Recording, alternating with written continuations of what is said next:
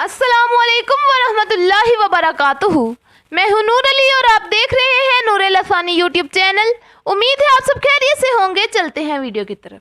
آج کی ویڈیو کا موضوع ہے حجاب، یعنی حجاب بھی عبادت بھی۔ عربی زبان میں حجاب کا لفظ پردہ اور لباس کے مفہوم میں استعمال ہوتا ہے۔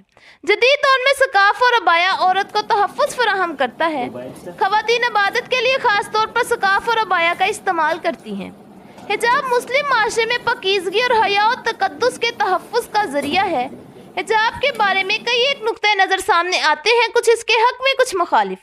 کچھ اسے خواتین پر پابندی قرار دیتے ہیں، کچھ اسے عورت کی تحفظ سمجھتے ہیں۔ عورت ہمیشہ تحفظ کی جستجو میں رہی ہے۔ یہ تحفظ اسے اگر چادر یا حجاب میں میسر آتا ہے تو وہ بلا جھجک اسے اپناتی ہے۔ ایک مسلمان معاشرے میں اگر ہم نظر دوہرائیں تو ہمیں ایسی بے شمار خواتین ملیں گی جو پردے میں رہ کر زندگی کے تمام امور بخوبی انجام دے رہی ہیں۔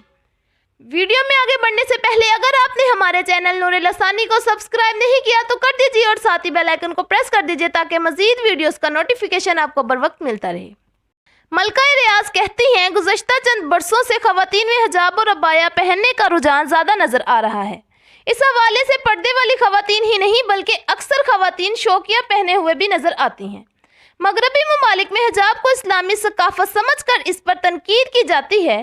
وہاں مسلمان خواتین کے لیے تعلیم اور ملازمت کے لیے حجاب پہن کر جانا مشکلات پیدا کرتا ہے، لیکن یہ بھی دیکھا جا رہا ہے کہ خواتین میں اسلام اور حجاب کی مقبولیت بڑھتی جا رہی ہے۔ بہت سی غیر مسلم خواتین نے بھی حجاب پہننا شروع کر دیا ہے۔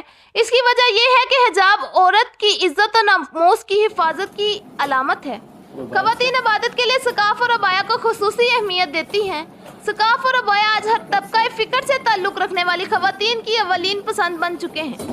یہاں تک کہ اسکول جانے والی اور کالج اور یونیورسٹی جانے والی طالبات بھی سکاف اور عبایا کو اپنے لیے بہترین اور محفوظ لباس سمجھتی ہیں۔